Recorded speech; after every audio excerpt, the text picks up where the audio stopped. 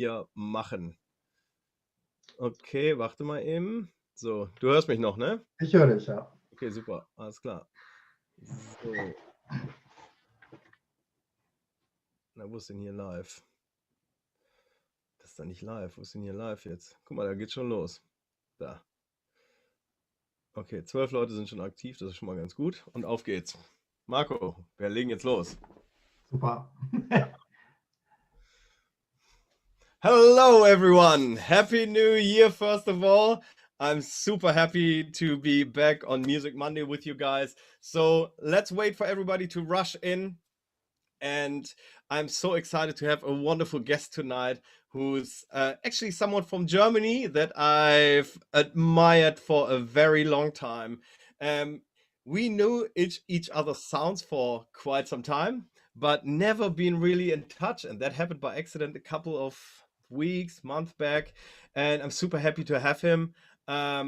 Tensnake, and an absolute wonderful person, nearly my age, a little bit old, but has released 2 albums, has collaborated with some amazing producers and with amazing artists. So I can't wait to have him on the show tonight. So I hope everybody is enjoying the new year, and you probably have a lot of new plans for 2021. So do we, and we can't wait to get on working with you. Actually, we've started our mentorships rolling out. You saw it already in our posts here and there, and it's been nothing but a breeze, and I really love sharing everything that I know with you guys.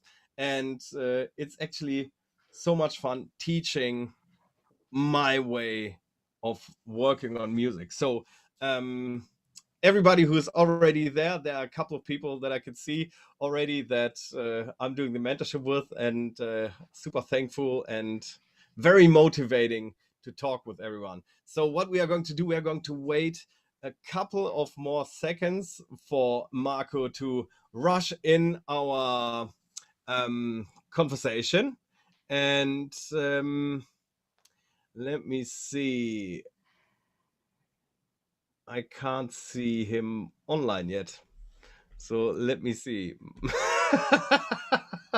So we are going live actually also on YouTube and on Facebook. So I can see Marco in my Zoom window, and he's smiling and trying to figure out his way of finding the invitation. Do you want me to? No, I can't invite you.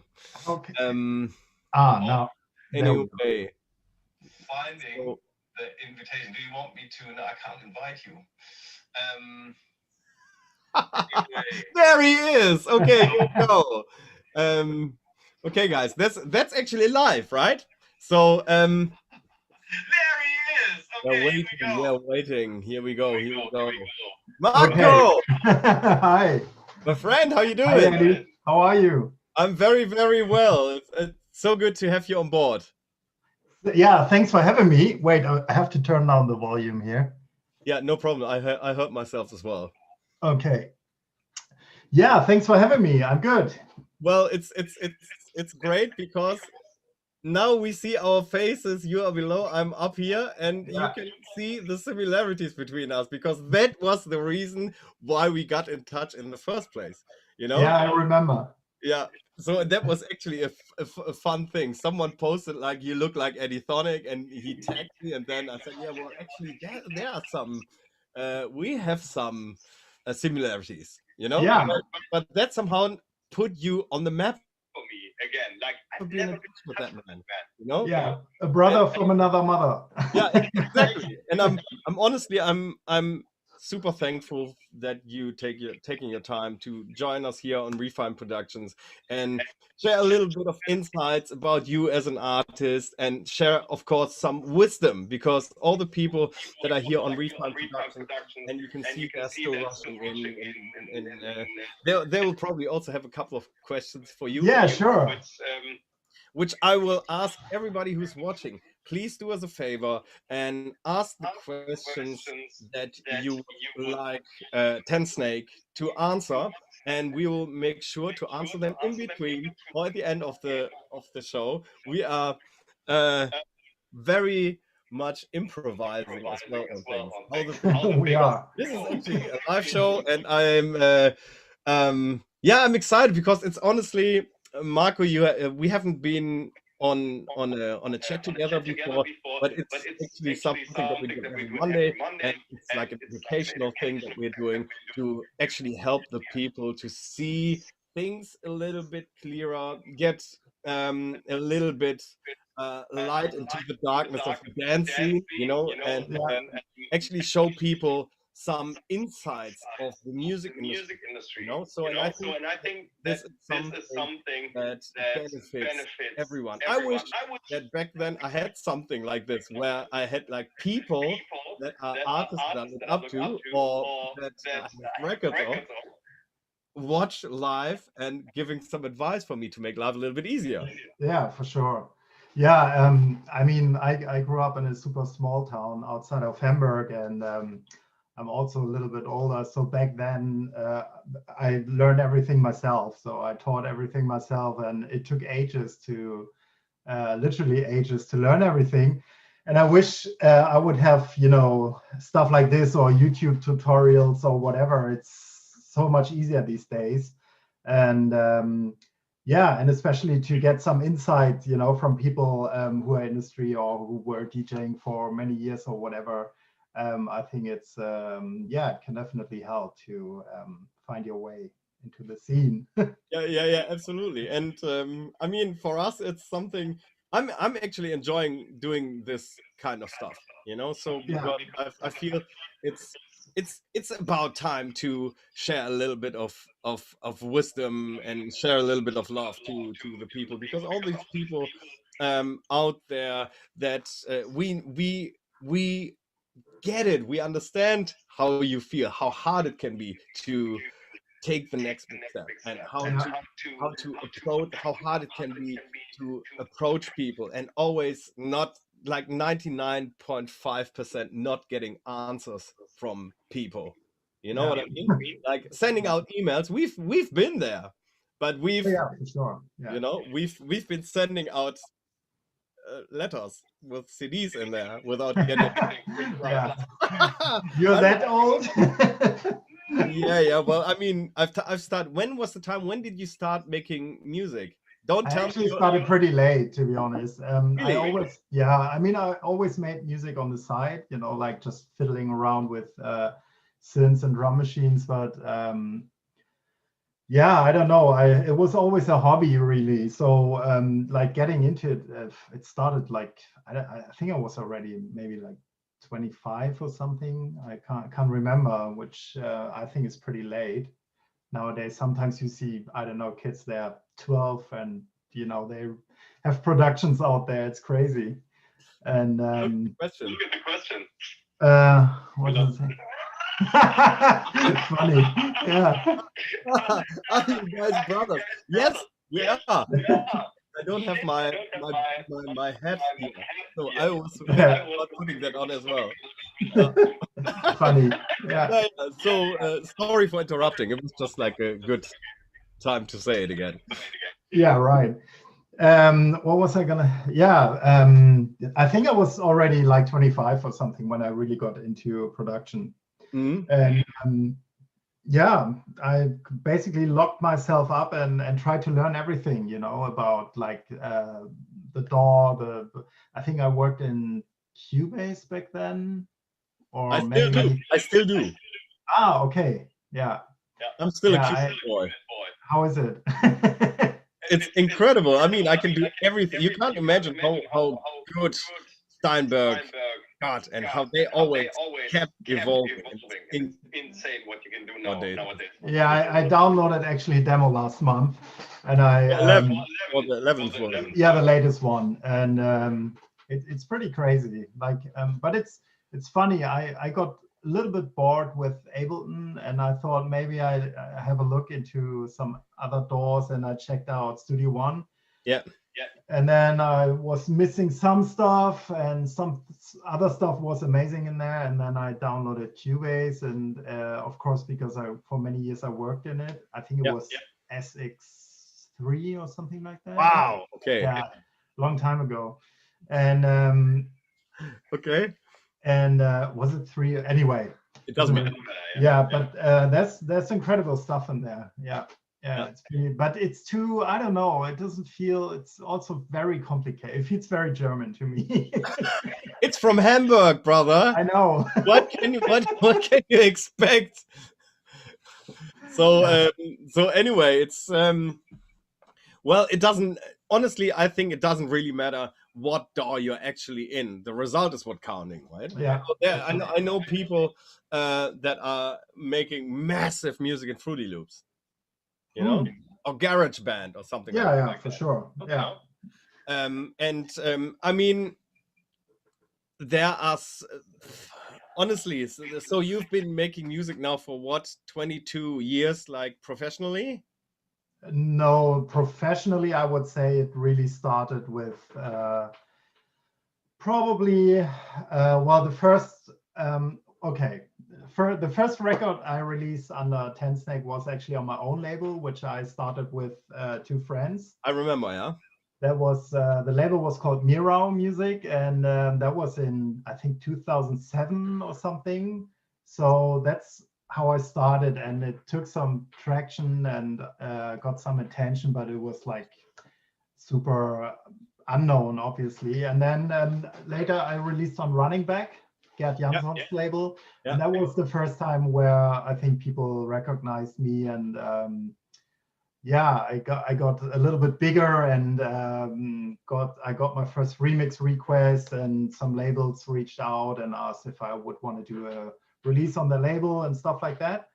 And but until then I was still working, you know, with my daytime job, normal job. And then when Coma Cat got bigger, I was like, okay, this could be something. And then I decided to, you know, fully dive into music production and everything. Well, I mean, now that you're talking about it, we just had a chat earlier, and of course, Coma Cat is, I have to ask this question, Coma Cat, like production wise, and it's been, you know why it worked, right?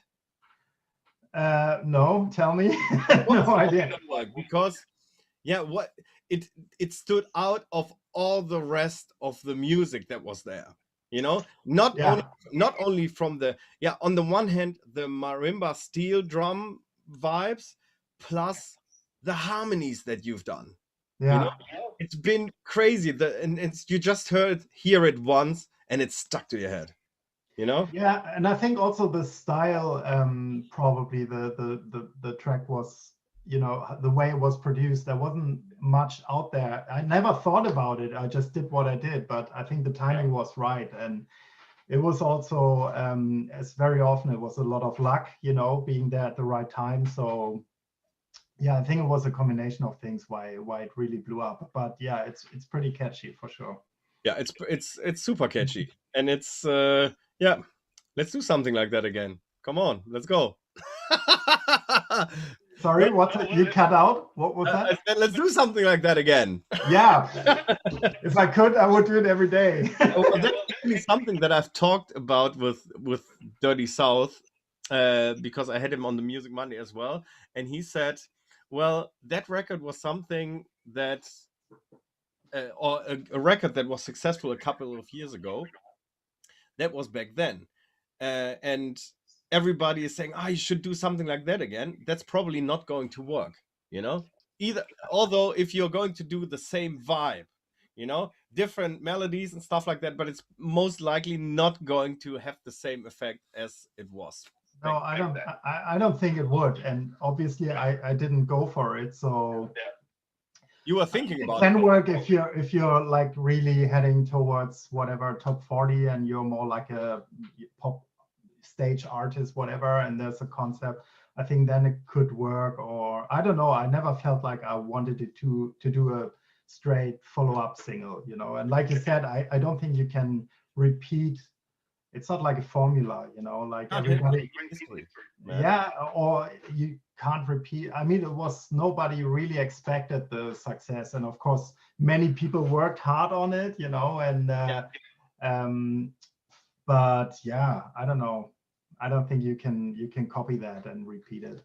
No, that's true. And I have to admit that since that day, I always had my eyes peeled for your stuff. Yeah. So every time you had like put some stuff out, it's been always different, you know, great, but different, you know. So you were never sure what you really are going to expect from the next Tensnake single, you know. Yeah. And also from the albums, you put out 2 albums right now, right? Yeah. All in all, yeah. Yeah. And the latest album, LA, which is I actually, after we got in touch or talked more in depth like a week ago, I actually sat down and listened to the complete album in one go. I sat in the studio and listened to the album, and afterwards I texted you. I said, "Man, I just listened to that album, and it's just wow. Honestly, this is just like this is hands down material. Honestly, and you can really, yeah, really. And this is actually so well produced, and it came sound-wise a little bit unexpected, but I love the 80s vibe that you put into everything, you know. So, and it's just so cool that you're not how many tracks are in there? 14? I think so, yeah. 14, yeah. Come on, man. 14 is a lot for an album, right? So yeah, yes, I mean, yeah, I guess over the last years, like album became like mini albums basically. yeah. But it just felt right, and also it's a collection of songs I produced over a couple of years, and obviously it's dedicated to the city that I called home for a couple of years, and so I went through many different stages personally, you know, in that town. And that's why, I mean, you say for you, there's a lot of 80s vibe in there, but for, you know how it is when you produce your own music, everything sounds different. And for me, it's so many different styles, almost too many that initially I wasn't sure if I could squeeze it all in one album. Well, but, hindsight, I think it makes sense. Yeah. It shows your versatility. Twins, that's another one. Yeah, it comes all the time, you know. Are you brothers? Are you twins? No, hold on. You have a press pic, right? Where you are at the beach or something like that, and where you just go like. I do. I don't know. Really? Oh, that one. Yeah. It's my. Man, I'm going to Photoshop my face on your picture. I promise you, I'm going to do that, and you won't tell the difference. And your face on mine. That's going to be awesome. I'm going to do that. Well,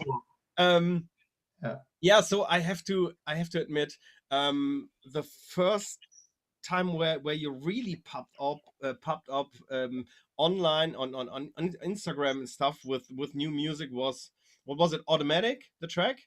Yeah. So, and that was the first time I realized that you done it via Armada.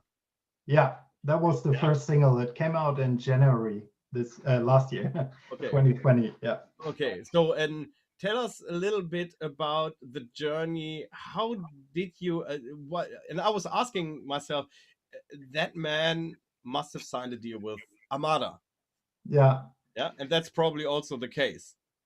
Well, actually, I got in touch with Armada a couple of years ago through Fiora, who did a song, or I think a couple of songs with Armin, actually. So that's how we met. And I met Michael Piron a couple of years ago in Ibiza, and we had a chat. And they are all super nice people, you know, like super charming. And what's that? I said they are insane. It's like, it's crazy, familiar and beautiful people. Yeah, and and I think Armada made quite a huge transition over the last years as well. So they open up also musically to other markets. Plus, of course, they have so much knowledge and contacts because they've been in the game for so many years, you know. So yeah, I was super happy. And when we met, like the chemistry was right and everything felt right. And I'm super happy how it came together, and it just feels great. Yeah, well, that's the most important thing, you know. And Yeah, imagine you would work with a label where you don't get along with the people, and that is definitely something that's a vibe killer, right? So and that's most sorry, I just had to laugh about the comment. from who? Was From geht Kurt? ab? Yeah, the Kurt is here. Weil was geht ab, Bruder? Yeah. So um yeah, and I think it's a good home. It's a great home because they're very versatile from their musical styles. Now they have like also a mother subject. It's a label that I absolutely love. Yeah, I've released a couple of tracks on there with a side project, which was more like undergroundish. And yeah, that was a lot of fun. And yeah, it's really rare to find someone who really is in it for the passion. yeah, that's true. And I think passion And is also, passion and that big and on that scale, I think it's super rare. Yeah. yeah, and I think passion is something that is, especially in the music market nowadays, it's hard to find with people you want to work with, and that are like focused on the music and the passion and the artists. And that is just like I felt that got lost a little bit along the way over the last couple of years. But now, due to the fact that all this that little virus is floating around, since that began, do you feel that there was a shift in like empathy towards other people in the industry? Again, how do I don't. Do you feel there's like, do you feel that the people behave more empathic towards, more helpful towards other people, like more collaborative, more supporting each other more? Do you felt anything like I that? have no idea. I'm locked in for 12 months. I don't know what's going on. Yeah. No, I mean, in the music business itself, with people that Yeah. you've been talking to. I mean, um, for me, it was just everything switched from emails to Zoom calls. Yeah. That's what happened for me, and that's what I found out regarding everyone, not only the clients I've been working with at Refine, but also like the people you are working with. It's like the face-to-face thing. It's Mm. so much better than just all this writing and emails, and you know, don't you feel like that? I mean, before there were personal contacts, which is even better than Zoom calls. Of course, but I mean, But yeah, I think I made a different experience than you, really, because of this. You're way more in touch, with video calls and stuff like that. I think this is my second Zoom call ever. So um, basically, I think I feel like I'm on some weird planet at the moment. I just made a lot of music, and I don't know. The album came out last year, and I'm super happy about the response. But it felt also super weird because it totally all promotion plans had to be changed, and obviously there was no touring, and so it definitely was special. And I just made a lot of music, and I was like lot of people. I was also shocked in the beginning and didn't know what to expect, and I thought, okay, it's just for 2 months.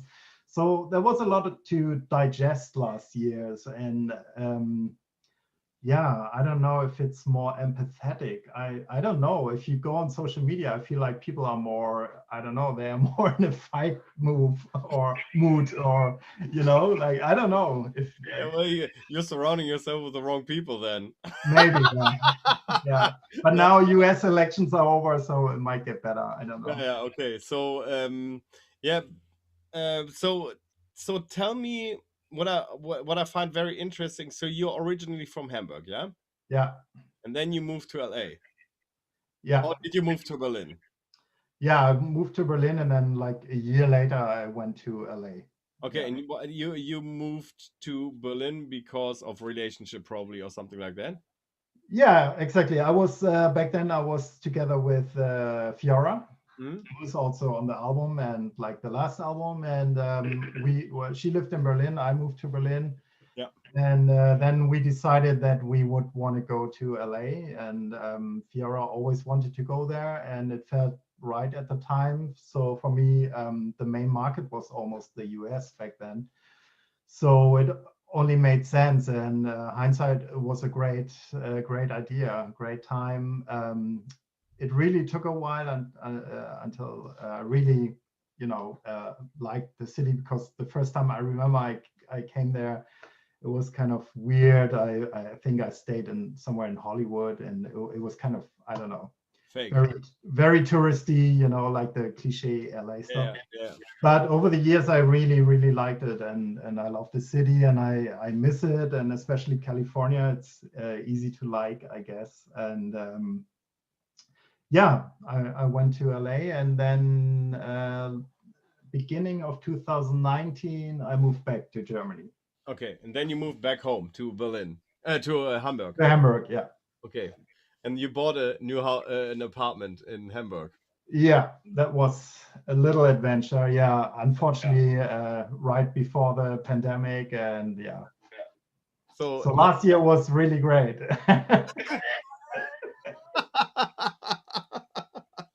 Yeah, well, a lot of stuff happens, but I mean, it's especially in this pandemic stuff, exactly that, especially self-employed artists are just, either way, you didn't know what to do, you did, because we were unsure about how is it all going to turn out. Yeah, for sure. During the pandemic. So a lot of people, and that was, thank God I started this company like a month before this whole Corona stuff started, Mm.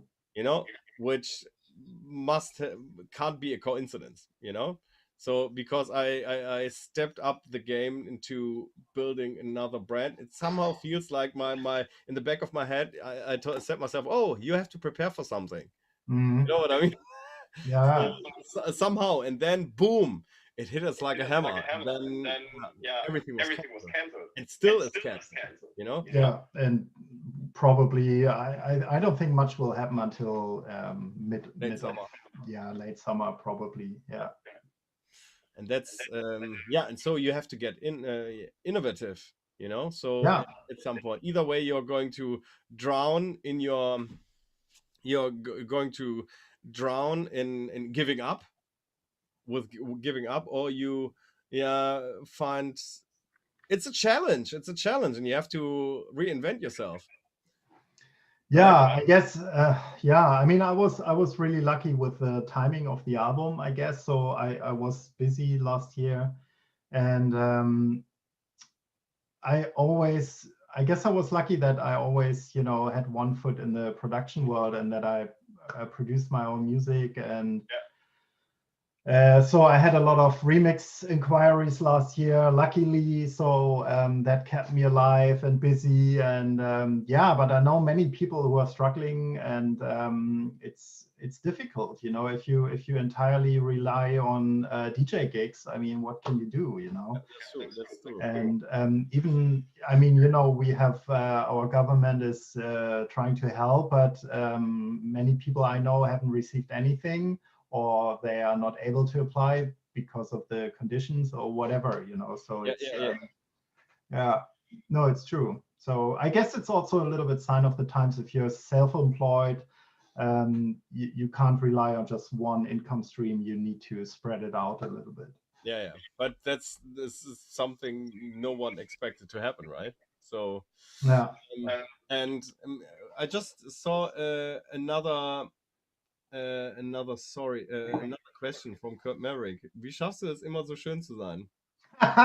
Wasser trinken. Viel Wasser. So Das gute Hamburger Wasser. Hamburger Wasser. Hamburg und der Fischmarkt. Genau, yeah. Yeah. So this was just a question from Kurt. How do you manage to be so beautiful? It's the Instagram filter. Yeah, that's the Instagram filter. Yeah. So okay, so I think there's something that that strikes me as very interesting is a couple of collaborations that you have done.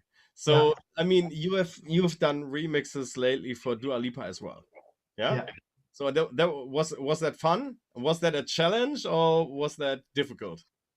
No, it was super fun because the stems, I mean, obviously she's a great singer, and but also the stems I got, like the original was already fun and great, so it was easy to work with, you know, and the stems were super high quality. So no, that was super fun. Great. And then collaboration wise, for me, what stood out was, of course, Mr. Chic, Nile Rodgers. Yeah. So how did that happen, that you're collaborating with a legend like Nile Rodgers?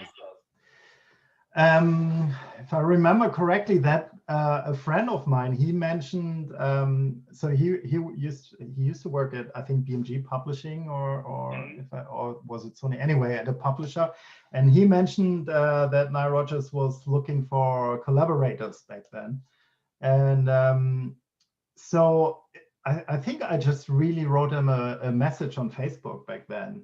What? And, Really? Yeah, and I didn't expect any reply, obviously, but like I think the same day he wrote me back. Actually, he was like, "Oh, dude," I think he said he knew Coma Cat even, and he just did a show in Italy. And after the show, he was messaging me. He was like, "Yeah, let's get in touch and stuff." So that's how it started, really. What? Yeah, I mean, that guy he's incredible. He's so humble, and yeah, he knows a lot. I mean, obviously about music, but also about, you know, music that's coming out. And so he's really on top of the game and super interested in everything that's happening. And yeah, and then from there, you know, like my manager talked to his manager, and it took a couple of, I don't know, months, and then finally we exchanged some music, and yeah, and then we didn't meet in the same studio, so we sent files back and forth.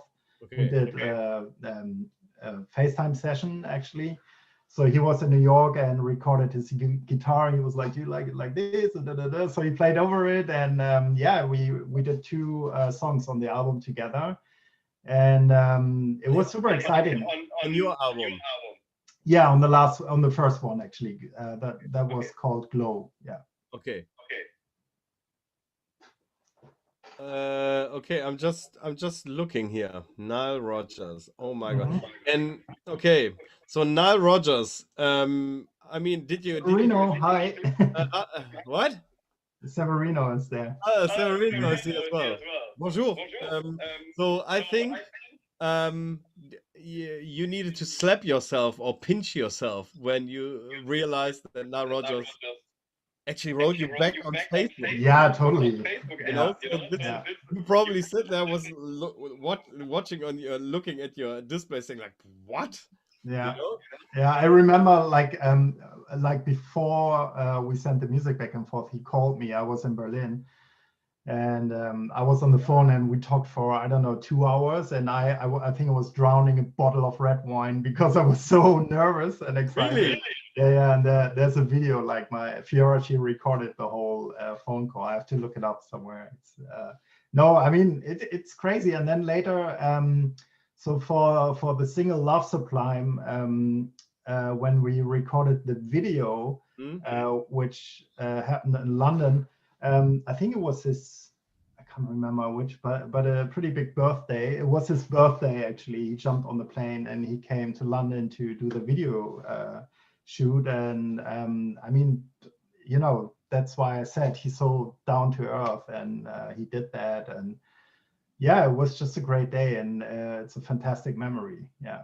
I feel that especially the people who are in this business for a very long time, I think they are the most down to earth people. And here we go again. Are you brothers? Yeah. Yes, Funny. we are. Yeah, but this is great. And I also saw that on Glow you collaborated with Jacques Leconte. Yeah, that's true. Yeah, actually, what's that? Sorry.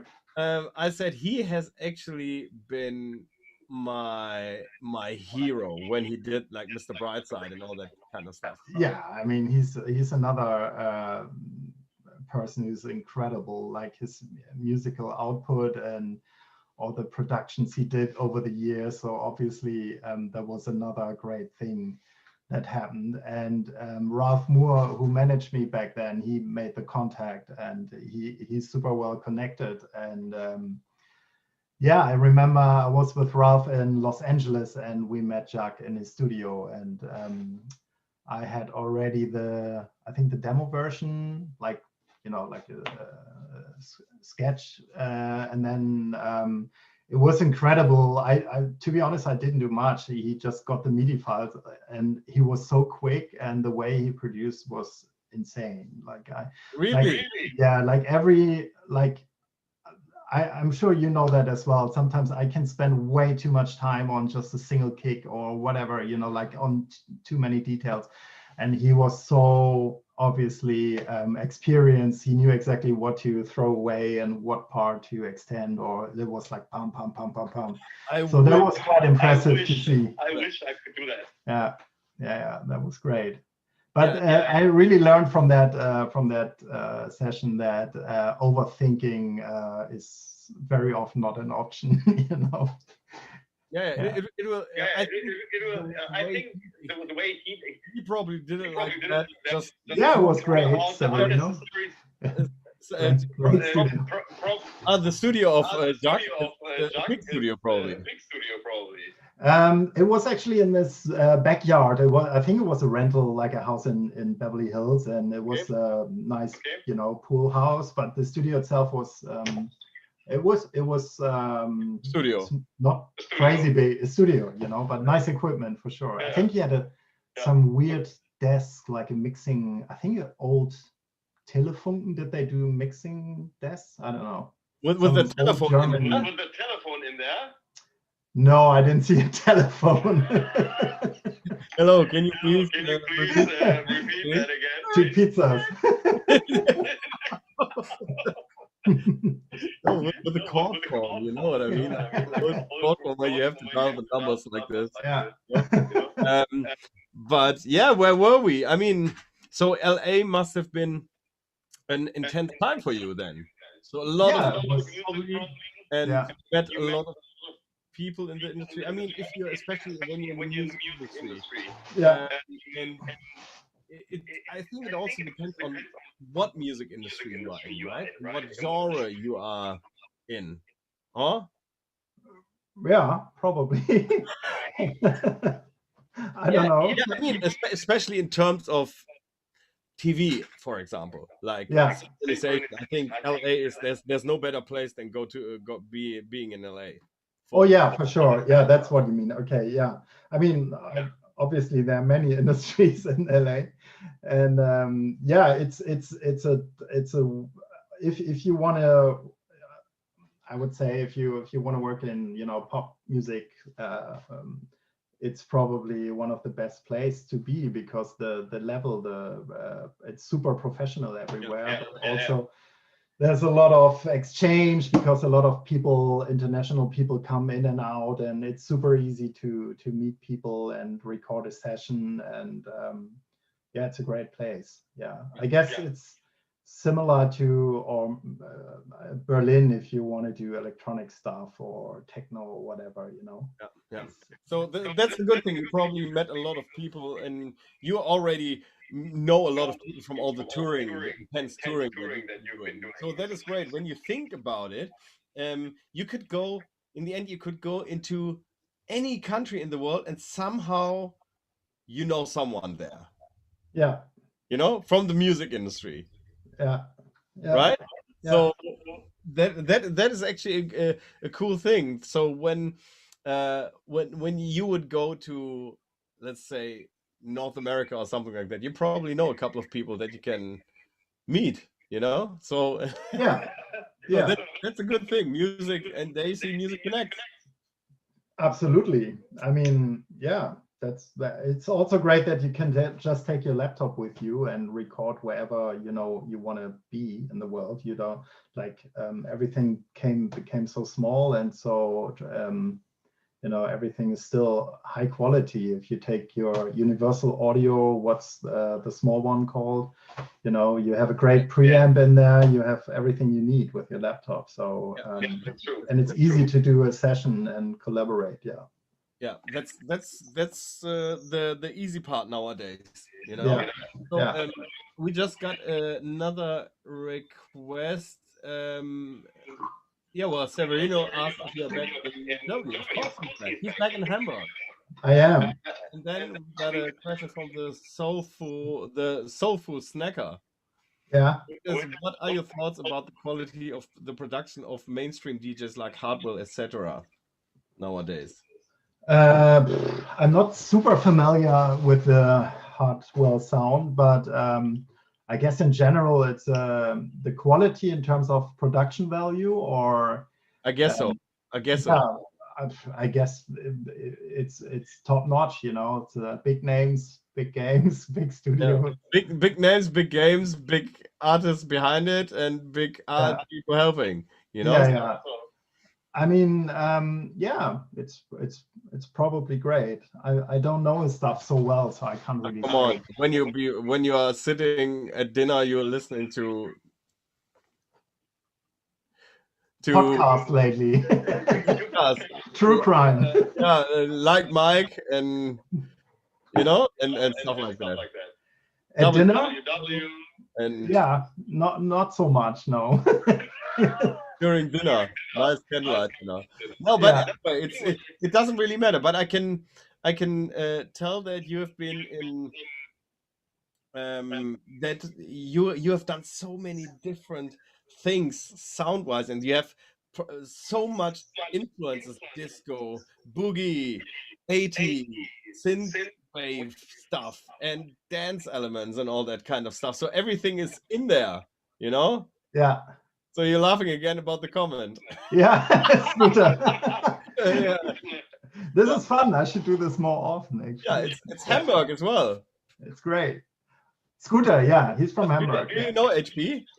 I never met him, no, but I want to. Do a collaboration for the next album, then. I am the horseman. No, the best quotes come from him, because respect to the man in the ice cream van. I know. I mean, all the wisdom is in there. Yeah, of course. It's nice to be important, but it's more important to be nice. Be nice, yeah. And how much is the fish? That's absolutely right. These people out there, they must be like, oh my God, what is going on? So here's another question from Cyrus X from Xavier. Hi mate, how all is well? I have a question for Tensnake. How did you collaborate with Dua Lipa? Well, it wasn't really a collaboration. That was I wish she would have called me and asked me for the remix, but it just came over the record company, the label. So there was a regular remix request, and yeah. But who knows? Maybe for the next album. Okay, so you still haven't asked my question. Answered my question. What was the question? We just got carried away. So anyway, I was talking about, like, you have a lot of influences from different genres. I mean, like this boogie. Yeah, you didn't ask anything, no? No, I didn't say, no. I think I just said something. Yeah. Yeah, and you just said, yeah. All right, yeah, it's true. Okay, so yeah, I mean, yeah. I mean, obviously, I love the disco sound, and listen to a lot of boogie stuff, like from the early 80s.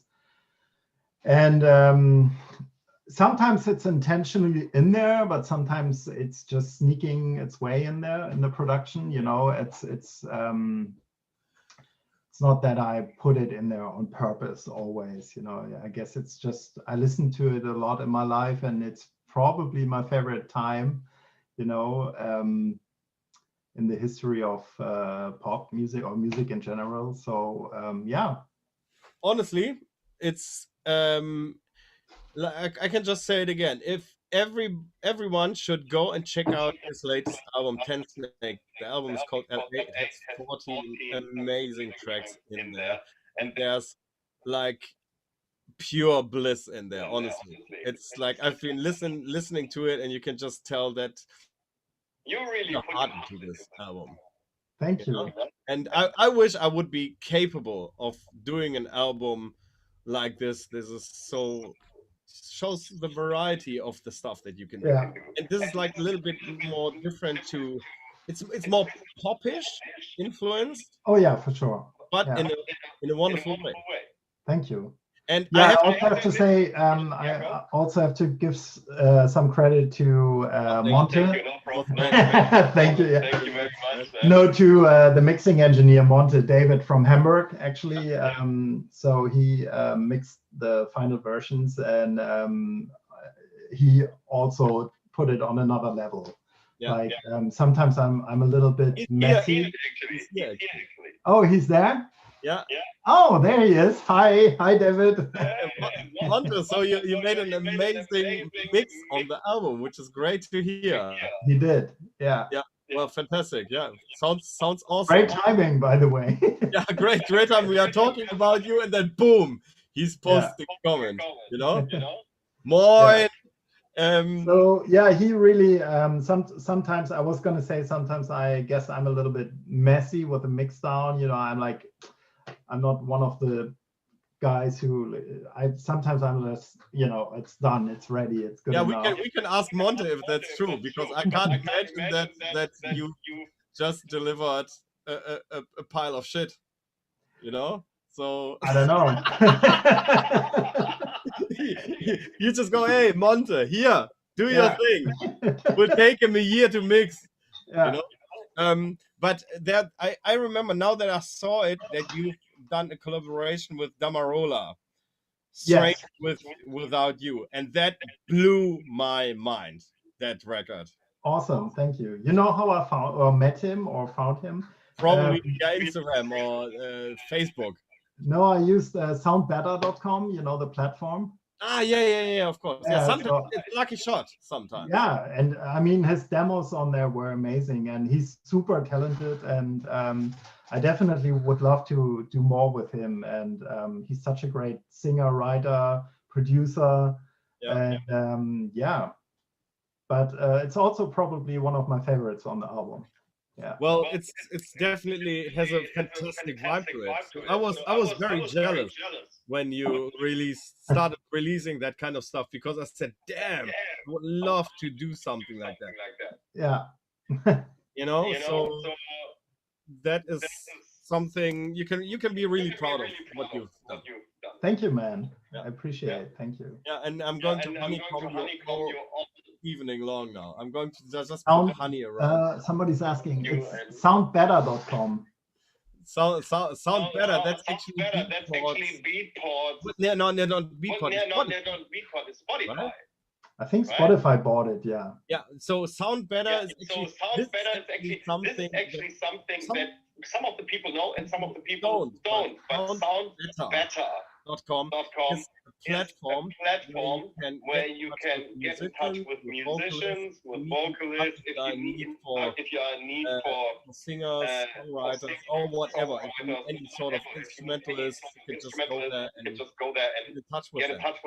You have to do a little bit of research and get in touch with those people, and you can have your lucky shot, like Marco had. And I actually found a person on there that I've done already 2 tracks with.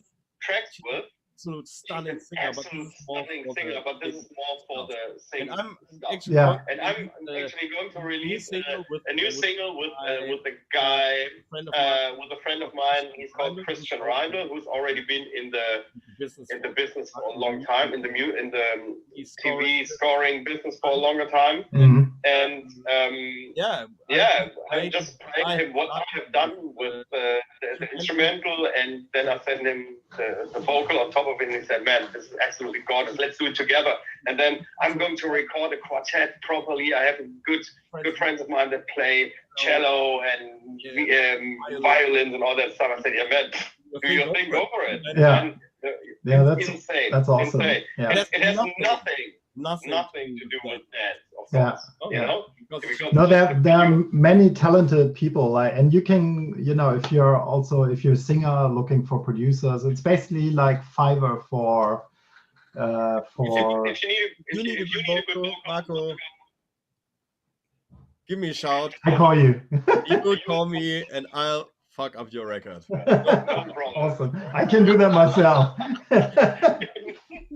Well, yeah, it's fine. Yeah, but I can just say, well, coming back to the sound better thing, just do a little bit of research there, get in touch with the people and see if there's a vibe there. For now, I've actually with the people I've worked there, I directly wrote them an email. Listen, I want to do a record with you, but I would like to do it on a share basis. Yeah. On an equal share basis. Mm-hmm. That's mostly what works for the people as well. Yeah. You know, so most of the people there, they have like their price list, Yeah. and they stick to it. But as long as you are getting like, I mean, they are looking for jobs. They are looking for collaboration, and they are looking for that track. Yeah. That could work out. Right? So that's a good thing. You can just talk to the people and probably find a good solution for it. I missed once. I worked with a guy over there that delivered something that wasn't close to anything that he posted on his side, and that was a drain. Yeah. You know? Yeah. Yeah. Yeah. Tell me more. Sorry, it's so distracting. I was just... That's the story, and I can tell him. You know that Marco is exactly like me. He's not multitasking. I was just reading the comments. Yeah, exactly. He's reading the comments and probably hasn't understood one word of the last sentence that I've said. But I'm the same. I shouldn't be a pilot. Well, I mean, that works. Let's see. Is there still another question? Here's a question from Wilco. Which electronic music genre will get a hype and will dominate the charts this year, in your opinion? Slap House was very successful last year. Yeah. What does your gut say? I have no idea. Probably some happy stuff after all this pandemic. Happy hardcore. Who knows? I think it's already back there, to be honest. If you in Holland, it's never been gone. It's never from the UK. Yeah.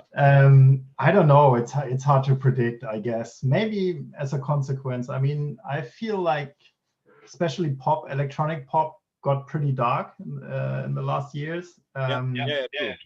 So maybe because of the pandemic, you know, when everything is opening up again, it gets super, I don't know, happy and fast or whatever. I don't know. I have no idea. Also, I have to say it's so weird because listening to club tracks at the moment or promos I got sent, it seems almost pointless. You know, it's like, why? You know, it's like so. It feels like a vacuum at the moment. You know, and I don't know. Yeah. But the thing is, the people try their best to keep the spirit of clubbing alive. Right, and that's I honor that. I honor everyone who is doing their best to doing the live streams. I mean, look into what the people are doing with Defected, for example. Absolutely wonderful what they are doing. Yeah, crazy lineups. These lineups, these New Year's Eve at Printworks and stuff like that. Imagine, and it's just like people are putting so much effort into it to bring you at least a little bit of a glimpse of a good time, you know. So it's, I mean, for us it's actually fine that we're not playing. It feels quite comfortable not being in the plane all year long. right? I mean, I wouldn't mind playing, to be honest, but You had your own plane. no, I wouldn't. I wish, yeah. You wouldn't mind being on a plane. I wouldn't mind playing, like being able to play at the moment. Yeah, me too. Me too. But I mean, yeah, being on a plane. That's what I said. Being yeah, on yeah, I get it. Yeah. Yeah. I mean, I don't know. Yeah, of course we are. I mean, the break it was welcomed in a way, you know, like you were forced to take a break, sit back and think about your life and your future maybe. Yeah. But now it's been quite a long time, and it would be nice to get in touch with people and just play music and, you know, like get back into clubs and festivals and everything. And I also think people need it at some point, you know. They do. And I think, but the good thing is that if we're sticking to the plan, we will get over this whole thing. Just stick to it a little bit longer, and then it will blow over, you know. Yeah. It will blow over, and the good thing is it's not going to be for the rest of our lives, you know. Oh, but I think it will be there for a long time. Yeah. You know, we'll get vaccines, but I think the virus will be with us for a long time. I don't know, man. No idea. It's. I mean, I already built a little room for the virus, so it can stay here with me. It can stay in there. With a separate entrance, and yeah, stay in there and fuck off. Fuck yourself. Well, I don't have a hat, but I just remembered because I saw another. There was another comment again regarding like mindfuck. We are looking like twins. Okay, 1 second. Okay. You can hear me like next to you, right? So, yeah. You can take over the chat for a second, please. Yeah. So tell me a little bit about yourself. About myself. What do you want to know? Okay, here I am. I'm back again. It looks a little bit different, but it's also black. Nice. It's not that bad, is it? You remind me of Jürgen Drews a little bit. Everyone I worked with. Oh, look, I have a bob actually. You know, see that? Can you see that? So I have a bob. Oh yeah, I can see that. Yeah. It's like a French haircut. Yes. So thank you very much. It's a little bit 70s, right? Yeah. Are you based in somewhere around Cologne? No, you're in. I'm thinking of Carnival, you know. Yeah, Cologne. I'm wondering why you have a wig in the studio. Well, I have no idea. I think I bought it once, and the funny thing is, with everyone I've collaborated with, everyone I have pictures wearing this one, the wig. Okay. You know? Yeah. I mean, why not? It suits you. I mean, it puts a smile on people's face. You can see it in the comments, which is amazing. You know? So, people, we are coming to an end of our live stream already, and I just wanted to say, if you still have a couple of questions that you want to ask Tensnake or myself, just shoot it out. Okay, so in the meantime, Marco is already reading again. Ich gar nicht wissen, wo eine Perücke hat. So you see, this is so yeah, you can just go through it. I think there's a couple of questions that people would love to see. Yeah, I will answer them for sure. I'm gonna grab some dinner and then I'll be back. Well, I mean, you can answer them on your own chat then. Are you going to make live streams now as well, Marco? Maybe, I don't know what kind of. I don't think I will do like Maybe, I don't know. Probably not DJing. Maybe I do some production stuff, or I don't know. There are no plans. That's actually, I was actually thinking that it might be cool just to put the phone next to you in the studio while you are just in process of working. Just let it go for an hour, so people get a little bit of an insight of what you've been using. And yeah, or maybe I go through some productions from the album or stuff like that. That's actually a nice idea. I could do that. Yeah. You see, we give you some inspiration as well. Now we are here in the flow, you know. Yeah. So yeah, you're getting excited. I also live streaming. Yeah, I'm getting a green screen. You're getting a green screen, and you have like a garden just consisting of dicks, like dick trees and stuff like that. So it's like beautiful stuff, you know. And dolphins and dolphins and dicks and palms, everything that you do, you know. So that's a great idea. I just read what was the most used VST on the album. Yeah. I think that was the Ableton EQ8, probably. Okay, and what is okay? Now we're going into this direction real quick. I'm going to ask you a couple of questions. You are going to answer within a couple of seconds. Okay? Sure, no problem. Favorite instrument? You mean software or software? Software. Yeah. So, what's your favorite software instrument? It depends on what sound you're going for. It doesn't matter. It doesn't matter. No. Okay, maybe it's either gonna be Diva or Diva. Yeah, Diva or Serum, I guess. Okay, so Diva. It always seemed to me quite old, right? So a little bit like Predator. You know, Predator was also very old, but it's still like unbelievable sounds on there. The sound engine is incredible. It sounds all the UHE stuff is incredible. Ray Pro, for example, is mind-blowing. Yeah. And Zebra. Yeah. Magnifique. Yeah, it's really. You know what I mean? So, morning or evening person? Morning. Gin or vodka? Sorry? Gin or vodka? Gin. Are you a gin fan? Actually, beer. I really like beer, but if I have to choose, it's probably going to be gin. Favorite beer? I'm not a picky person. I like as long as it's like beer. I can do Becks all night long. I don't mind. Okay. So, Beck or Corona. Beck or side sleeper? Side. Really? I thought you're gonna ask me some studio questions here. Pasta on pizza.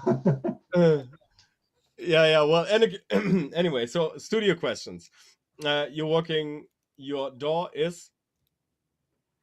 My DAW is most of the time Ableton Live. And you're still working parallel sometimes? Well, I mentioned earlier that I tipped my toes into other DAWs and was trying to find, just to have a different workflow. Yeah. Because that might result in a different sound, but I haven't really decided yet. I just checked out lately Luna, the new one from Universal Audio, and it's still super new, but it looks super promising. The GUI is probably one of the best out there. Okay.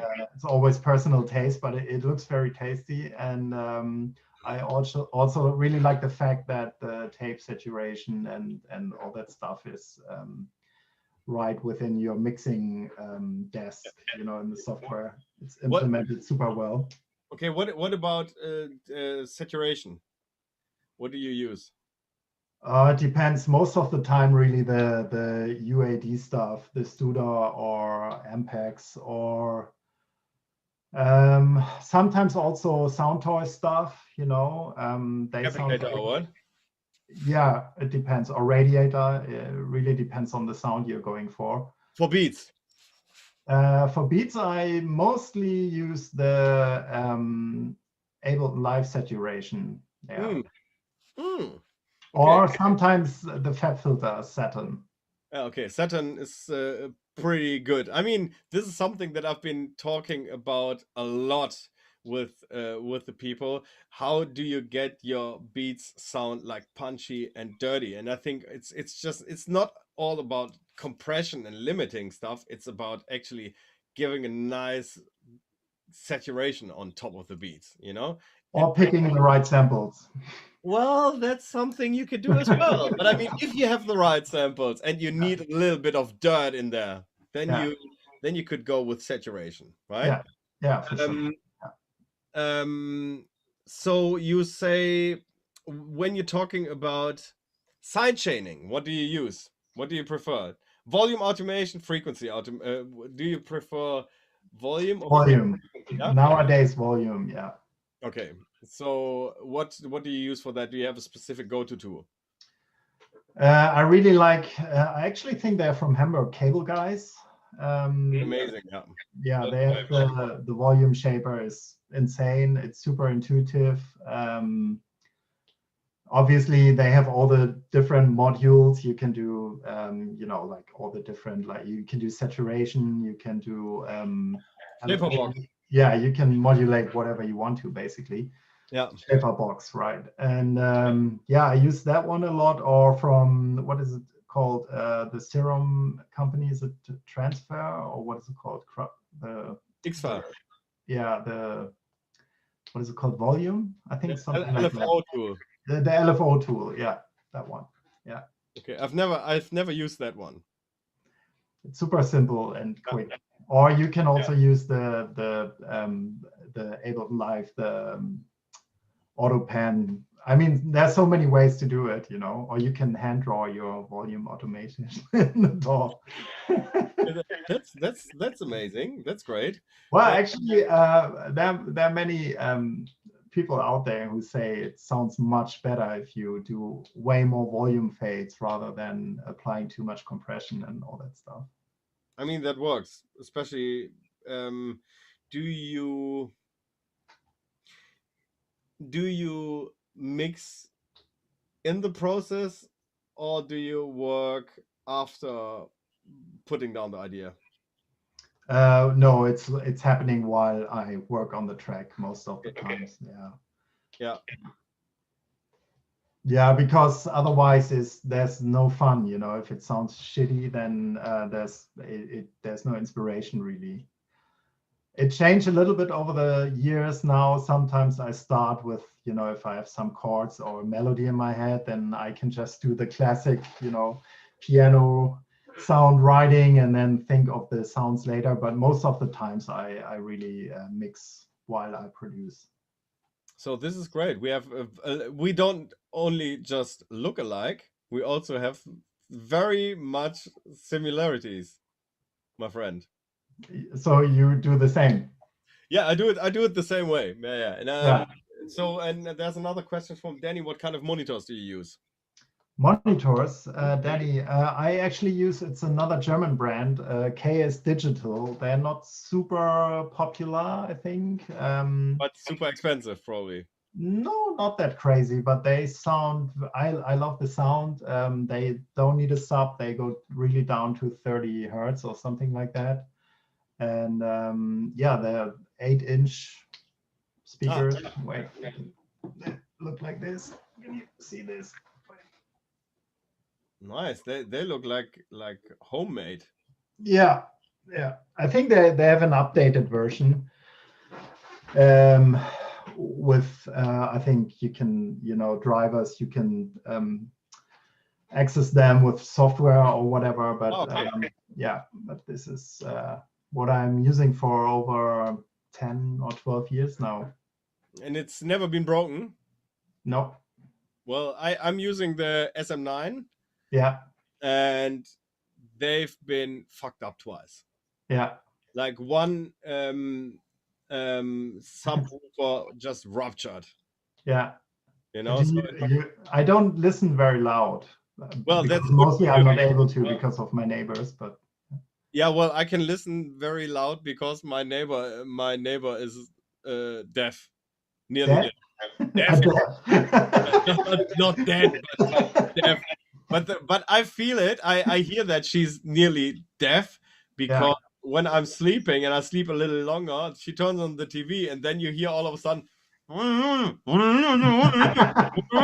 So the TV is on full go. You know what I mean? So, yeah. Nice. So, well, I mean, here the barefoot are amazing. Of course, the barefoots are amazing, but the barefoots are like 11,000 a box or what, ne? A speak. So, and I mean, it all in the end, it's just important. You have to. It doesn't matter, you know, if you are in a room.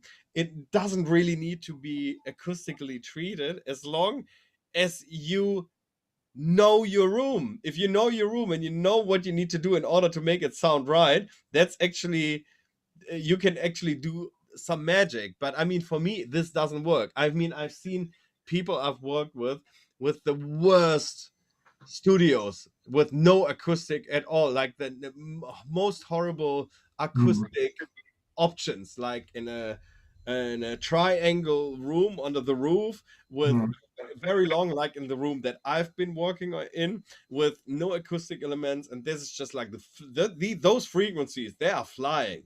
Yeah. You know, it's like tack, tack, tack, tack, tack, tack, and you probably don't hear anything clearly. So what do you think about acoustics? Well, I've been there. So where, for example, the place where I produced Coma Cat, that was like a super, super tiny room, and nothing was treated, you know, like really horrible acoustics. But like you said, I knew it super well. Like the monitors were regular desktop computer speakers, so shitty ones. You What? know? Really? Yeah. It was super lo-fi. The whole, like, that was the start, you know, but I knew everything so well. So to check the bass, I went to the kitchen because that's where the long waves, you know, like I really heard the bass in the kitchen. That's great. No, you went to the neighbors to hear if the bass basically, almost, yeah. So, but then many years later in Berlin, I had for the first time a super well, like a guy from Berlin, I forgot his name, but he measured the whole place and everything was treated.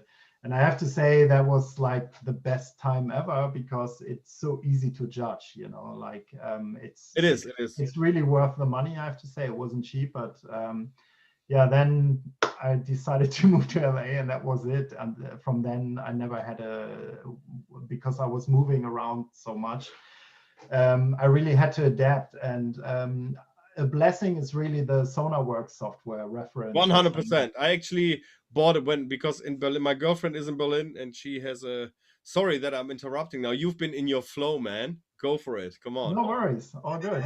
Tell me about your girlfriend. Oh, yeah, no, tell me about your girlfriend. No, tell us about the SonarWorks thing. What you want? I bought it last year because I had to move around due to some construction work. Yeah. So a new room, which I didn't know. I took my speakers, but every room is different, and so I bought it, and I have to say it's mind blowing. It works super well, and does it? Yeah, it's crazy. Because I haven't figured it out yet. Because what I've done, my laptop is super shit. So I'm still working with the Mac Pro 2009. How? That must be a pain. No, it's magic. You must be maxed out of it. Yeah. No, it's magic. You know what I've done? I've changed the CPU. I've changed the RAM. It's now a monster machine. I can tell you what it has now. I made a 5.1 out of a 4.1 computer, and it has 2 times 3.46 gigahertz 6-core in there now. Okay. And 64 gigabytes of RAM. That's enough. That's enough, yeah, but of course it's getting slow at some point, you know. So, but my laptop can't do anything, so I take my computer with me to Berlin. But what are you using Cubase, right? Your CPU must be spiking all the time, no? Yeah, well, It depends, yeah. Well, especially with all the software and all that stuff, everything being virtual, that's actually ripping my laptop into pieces. So it's like all the, Yeah. And I've bought 2 new speakers for Berlin. I actually treated my room myself. I talked to the guy who made this room, yeah, and he said, okay, if you wanna treat it yourself and you wanna do it the right way, and I can tell you a way how it works. Go and buy 5 Billy Billy from IKEA, the Shelf. Billy shelves, Mhm. yeah, the cupboards Yeah. from IKEA.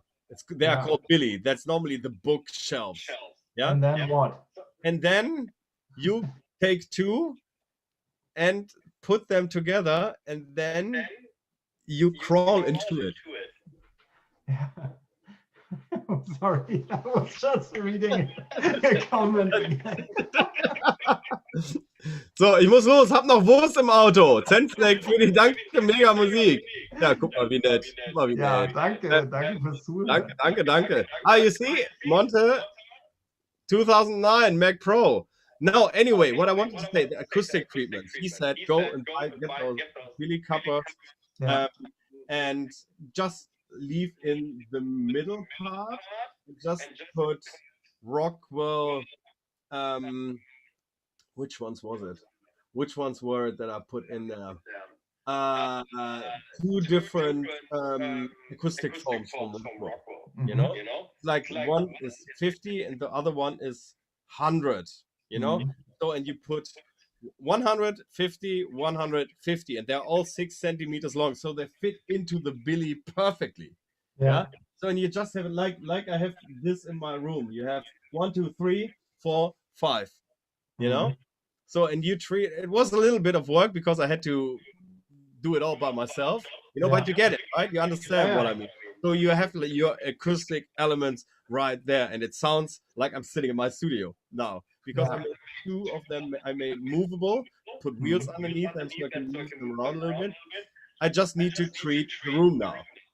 Yeah, you need the pieces and I bought the SonarWorks thing, and now I just have to measure them. And you say it's really working out. it works super well. I use it in combination with the isotope. What is it called?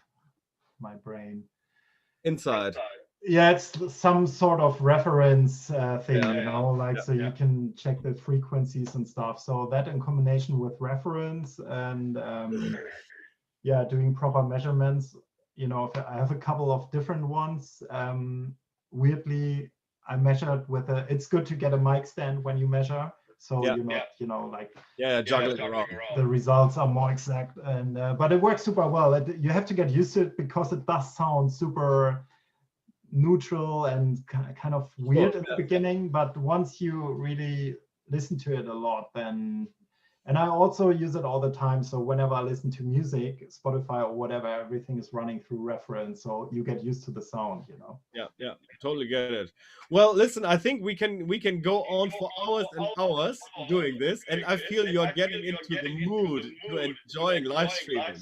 Yeah. You're getting into your comfort zone right here. So let me say, first of all, I loved the last hour that we spent together, and it was a lot of fun. And I hope we'll have the chance to have way more of these also personally.